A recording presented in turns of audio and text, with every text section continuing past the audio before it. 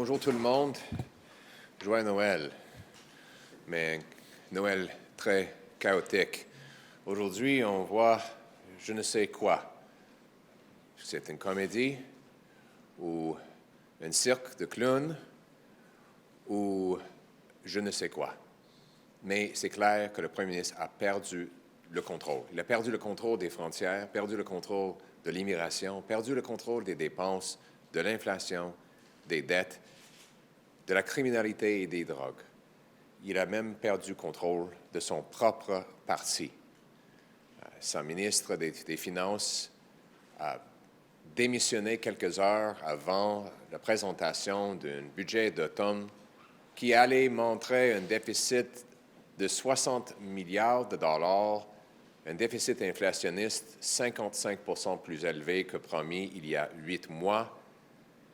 Et c'est un drame, un téléroman où les joueurs s'occupent d'eux-mêmes et ne travaillent plus pour les Canadiens.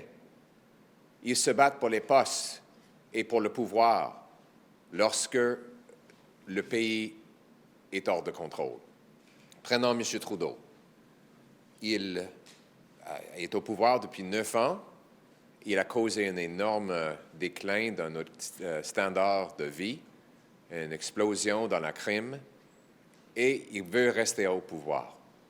Madame Freeland, elle voulait garder sa poste, même avec les grands déficits et toutes les promesses brisées, même avec les dépenses hors de contrôle, jusqu'au moment que le Premier ministre avait dit vouloir la congédier. M. Carney, le conseiller économique à M. Trudeau, il voulait devenir ministre des Finances jusqu'au moment qu'il pensait que ça allait le mettre dans l'embarras. Donc, soudainement, après avoir contribué à ce plan économique d'automne, il a soudainement renversé sa volonté. M. Blanchette, qui a voté 200 fois pour garder Justin Trudeau au pouvoir, y compris il y a 10 jours, soudainement, il change d'idée aussi et il dit stupéfié par le chaos que ça a causé. Et finalement, M. Jagmeet Singh, un homme qui a annoncé en septembre qu'il allait briser son deal avec Justin Trudeau, après quoi il a voté 8 fois pour garder M. Trudeau au pouvoir, y compris il y a 11 jours. Si M. Singh avait voté non-confiance, il y a 11 jours, quand j'ai mis une motion avec ses propres mots devant la Chambre des communes, nous serions maintenant 11 jours dans une campagne électorale. Mais il a sauvé M. Trudeau. Et soudainement, après que le Parlement ferme et il n'y a pas de possibilité d'introduire des motions, il dit vouloir en voter pour une. C'est ridicule. Ça, c'est les drames de ce téléroman. Mais ce n'est pas les drames dans lesquels je m'intéresse. Les drames qui m'intéressent, c'est monsieur et madame tout le monde, qui vivent avec un coût de logement qui a doublé depuis l'arrivée au pouvoir de ce gouvernement libéral. Je m'intéresse aux drames des gens qui ont vécu la pire inflation immobilière parmi tous les pays du G7 depuis Justin Trudeau et les libéraux. Je m'intéresse au drame des gens, des 2 millions de personnes qui doivent aller aux banques alimentaires, un montant qui a doublé. Je m'intéresse aux victimes de criminalité, dont il y a 50 % de plus depuis l'arrivée au pouvoir de ce gouvernement libéral, et 116 % de plus en termes de crimes commis avec une arme à feu. Je m'intéresse aux gens qui sont maintenant chômeurs à cause des politiques destructrices qui tuent nos emplois.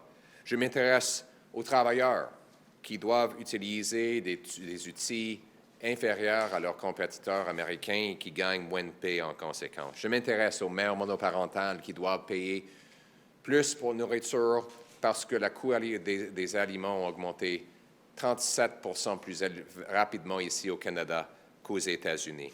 Je m'intéresse au drame des familles qui ont perdu un amour. 47 000 personnes mortes des surdoses après la libéralisation de drogue appuyée par M. Trudeau et le Bloc. Mais est-ce que M. Singh, M. Blanchette, M. Carney, Mme Freeland ou M. Trudeau travaillent sur ces drames-là? Non, ils travaillent sur eux-mêmes. Ce qu'on a appris aujourd'hui, c'est que M. Trudeau n'a plus la confiance du Parlement. Évidemment, les conservateurs n'ont pas de confiance en lui. Le Bloc dit soudainement de ne pas avoir confiance en lui. Et M. Singh dit soudainement qu'il n'a pas confiance en Justin Trudeau. Il y a 18 députés qui ont dit ne pas avoir confiance en Justin Trudeau. Et tout ça depuis le dernier vote de confiance. Donc, M. Trudeau ne peut plus gouverner. On ne peut pas gouverner sans la confiance de la Chambre des communes.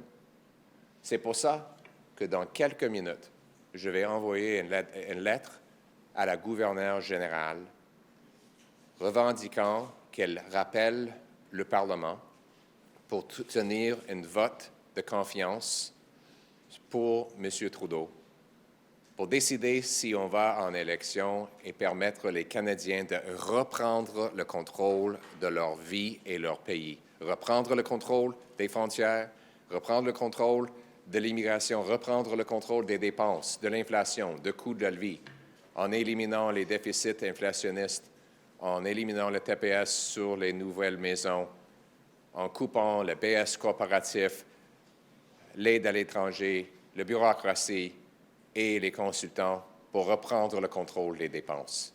C'est ce qu'il faut.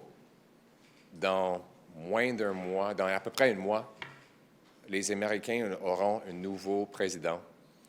Si on a un vote de confiance, un vote de non-confiance à la Chambre des communes, dans les jours à venir, nous pouvons avoir un premier ministre avec un vrai mandat par la fin de janvier. Et c'est ce dont nous avons besoin, quelqu'un qui est fort, qui peut faire face à M. Trump, qui peut reprendre le contrôle des dépenses de l'immigration, de nos frontières, de la criminalité et protéger les Canadiens. Arrêtons de travailler pour les politiciens et les drames ou les téléromans sur la colline parlementaire. Travaillons pour les Canadiens, mais le Canada d'abord.